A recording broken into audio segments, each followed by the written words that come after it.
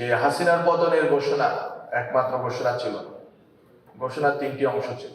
সেই ঘোষণা আমরা লিখেছি, আমরা যে উদ্দেশ্যে লিখেছি সেই উদ্দেশ্য কেন বাস্তবায়ন হয়নি সেটা বলে দিয়েছে। আমরা যে রাজনৈতিক দল, মানুষের স্বপ্ন ছিল সেই রাজনৈতিক দল একটা ভুল পদক্ষেপ নিয়েছে, সেই ভুল পদক্ষেপ নেওয়ার কারণে আমি সেটার সাথে নেই।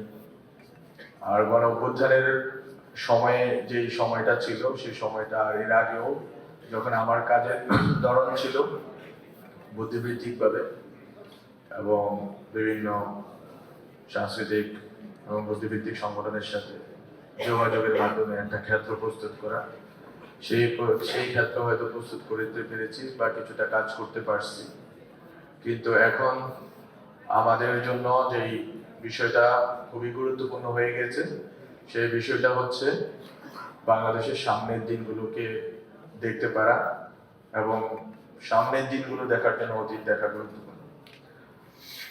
আজকে বর্তমান সরকার, অন্তর্বর্তীকালীন সরকার এখন গণভোটের জন্য সবাইকে বলছে এবং রাষ্ট্রের পুনর্গঠনের কথা বলছে, কিন্তু আমি একটু ইতিহাসের দিকে ফেরত যেতে চাই। আমাদের এই বাংলাদেশ শুধুমাত্র রাষ্ট্রের প্রশ্ন বা রাষ্ট্র সংস্কারের প্রশ্নটা গুরুত্বপূর্ণ নয়, বরং আমরা যে সমাজে বসবাস করি, বাঙালির যদি বলি, অথবা আরো একটু স্পেসিফাই করে বললে বাঙালি মুসলমানের সমাজ। আমরা যখন এই গণ অভ্যুত্থান হলো তখন আমার স্পষ্ট মনে পড়ে 3রা আগস্টে কথা ছিল যে লেখা হবে এক দফার হিসাবে, এক দফার ঘোষণা।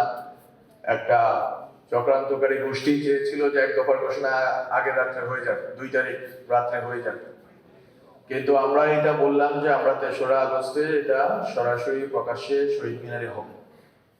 শহীদ মিনারে ঘোষণার ভিতরে আপনারা জানেন যে হাসিনার পতনের ঘোষণা একমাত্র ঘোষণা ছিল, ঘোষণার 3টি অংশ ছিল। সেই ঘোষণা আমরা লিখেছি, আমরা যে উদ্দেশ্যে লিখেছি সেই উদ্দেশ্য কেন বাস্তবায়ন হয়নি সেটা বলে আমি শেষ করি।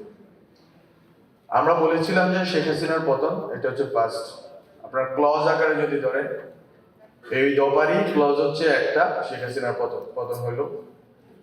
আমরা বলেছিলাম ফ্যাসিবাদী ব্যবস্থার বিলোপ, সেটার অবস্থা কি আপনারা জানেন।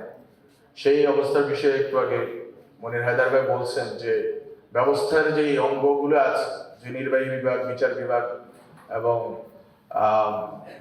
নির্বাহী বিচার এবং আইন সংসদ বিষয়ক যে বিভাগ, আপনার এই বিভাগগুলোর ভিতরে যে সামঞ্জস্য এবং ক্ষমতার ভারসাম্য সেটার জন্য ওনারা চেষ্টা করছেন। কিন্তু এটা কি নিছক অনেক কতগুলো দস্তা লেখার বিষয়, নাকি একটা রাজনৈতিক আন্ডারস্ট্যান্ডিং এবং হচ্ছে যে চুক্তির বিষয়?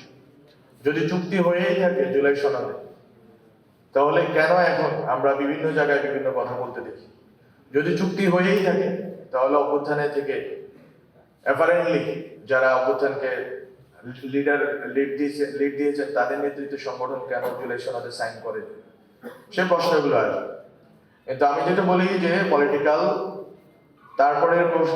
তারপরে আমাদের দাবি ছিল ওই সময় দফা যে পলিটিক্যাল সেটেলমেন্ট। পলিটিক্যাল সেটেলমেন্ট কি?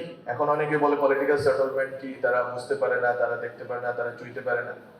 তো সেটা আমি মনে করি যে একটু সময় লাগবে, কিন্তু আমি অনেকবার বলার চেষ্টা করেছি পলিটিক্যাল সেটেলমেন্ট হচ্ছে আপনি যেই পুরানো বন্দোবস্তের ভিতরে ছিলেন, ক্ষমতা কাঠামো একটা গুরুত্বপূর্ণ জিনিস।